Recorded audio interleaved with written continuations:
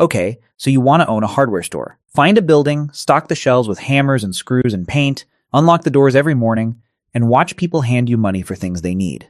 Simple, predictable, recession-proof, even, because no matter what the economy does, pipes still burst, hinges still break, and people still need to fix things. That is the version that sounds good on paper. And if it were that simple, every street corner in America would have 3 of them. The truth is that an independent hardware store is one of the most financially complex businesses in all of retail.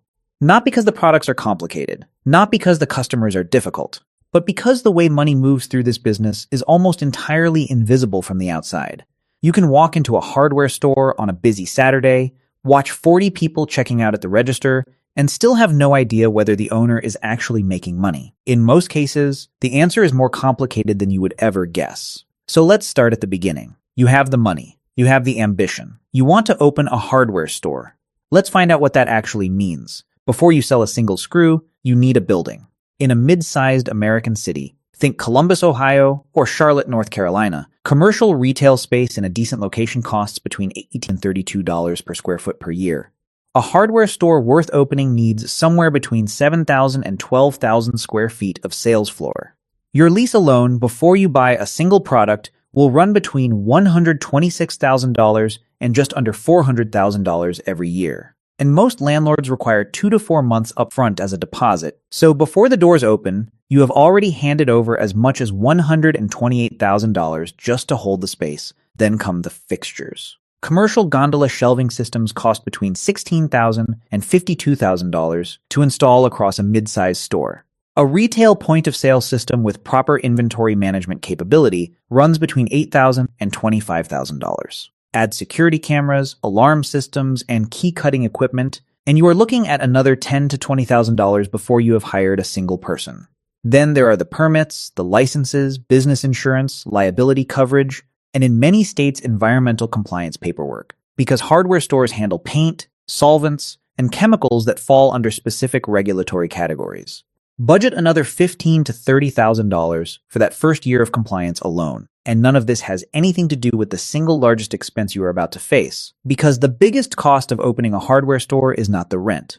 It is not the shelving, it is not the permits, it is the inventory. And this is where most people who think they understand retail are completely unprepared for what they are about to discover. A properly stocked independent hardware store carries somewhere between 20,000 and 60,000 distinct products on its shelves at any given time. Think about what that actually means. Every type of screw, bolt, nail, washer, and anchor in every conceivable size. Every grade of sandpaper from 40 grit to 400 grit. Pipe fittings in every dimension. Light switches, outlets, wire connectors, circuit breakers, paint in every finish and color. Drill bits in sizes most people do not even know exist. Plumbing O-rings, valve seats, supply lines, weather stripping, wood glue, caulk, spray lubricant, garden hose fittings, and on. Each of those products has to be purchased from a wholesaler before you can sell it to a customer. According to data from financial projection firms and industry research, stocking a 10,000 square foot independent hardware store requires between $300,000 and $500,000 in inventory just to open the doors on day one. In total, industry sources consistently report that opening a properly equipped mid-sized community hardware store in the United States requires somewhere between $300,000 and $550,000 in total startup capital, and that is on the lean end. An Ace Hardware cooperative franchise, one of the most recognizable names in neighborhood hardware, has a total investment range that runs from $579,000 to $1,913,000, according to its own disclosure documents. So let's round to a reasonable number for a well-stocked independent store. Call it $500,000 to get the doors open. Half of that, roughly, is sitting on the shelves before you have sold anything. Now here is where the business gets genuinely interesting and genuinely dangerous. The inventory does not just sit there for free. Every dollar you put into products on a shelf costs you money just to leave it there. This is called carrying cost, and hardware retailers typically face annual carrying costs of between 20 and 30 cents for every dollar of inventory they hold. So if you have $400,000 in products on your shelves, you are spending between $80,000 and $120,000 every single year simply to maintain that inventory in sellable condition. That cost includes the opportunity cost of capital, money that could be earning interest or funding something else, plus insurance on the physical goods, property taxes assessed on inventory in many states, and the cost of damaged, expired, or deteriorating products. And hardware products absolutely do deteriorate. Caulk has a shelf life. Batteries discharge. Adhesives dry out in their tubes if they sit long enough. Spray cans lose pressure. Metal fasteners rust if the packaging is compromised. A tube of exterior caulk that sat in a back corner for 2.5 years is not a tube of exterior caulk anymore. It is a write-off. And write-offs are money that has simply vanished. This brings us to the first major concept that separates the hardware stores that survive from the ones that close within 3 years. The difference between profit and cash. Here is a scenario that actually happens to hardware store owners with alarming regularity. The store has a good month. Customers are coming in steadily. The register is ringing. At the end of the month, the owner looks at the income statement and sees a profit. But when they look at the bank account, there is almost no cash.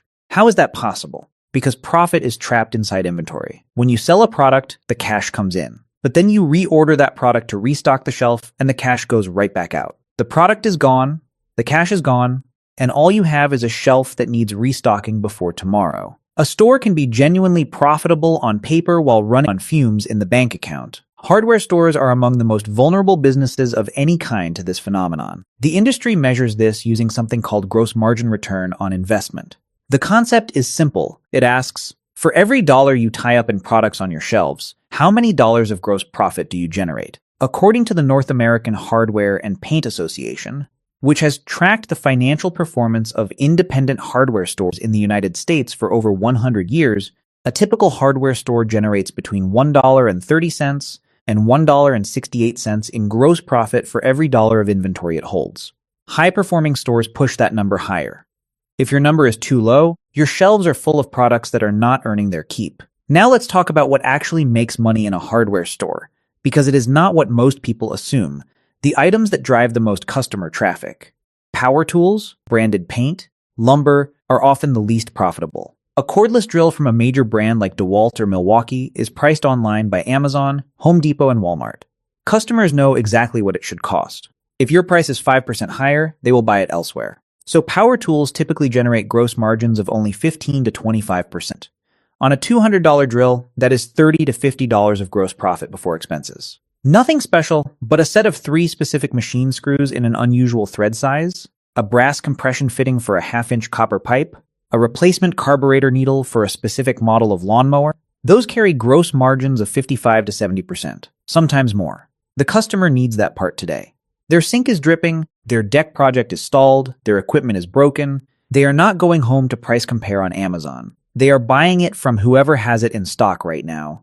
And the store that has it in stock charges accordingly. This is the quiet engine of hardware store profitability. The fastener wall, rows upon rows of small bins filled with bolts, nuts, washers, anchors, and specialty screws, is often the most profitable square footage in the entire store. Those bins do not look like much, but they are generating margins that the power tool aisle never will. And there is another financial phenomenon that happens in hardware stores that almost never gets discussed. The add-on purchase. A customer walks in needing a single replacement screw for a door hinge. That screw costs 40 cents. But while they are walking to the fastener aisle, they pass the paint brushes and remember they need to touch up the trim.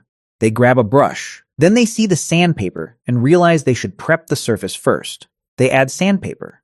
At the checkout, they spot a bottle of wood conditioner and throw that in too. They came in for 40 cents. They leave having spent $22. This is not an accident.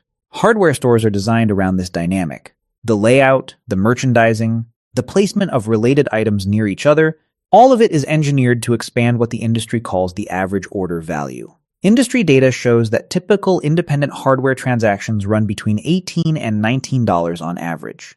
Every time a knowledgeable employee asks a customer what project they are working on, and then walks them to 3 related products they had not thought about, that number goes up. And in a business operating on 2 to 4% net profit margins, raising the average transaction by $5 across 200 transactions a day changes the annual financial picture completely. If you are finding this breakdown genuinely useful and want to keep going deeper on how businesses actually work, this is exactly the kind of content we cover on this channel. Consider subscribing and hitting the like button. It helps more people find videos like this one. Now let's talk about the one variable in hardware retail that most business plans completely underestimate: seasonality. Hardware demand in the United States does not flow evenly through the year. It surges and retreats in a very predictable seasonal pattern.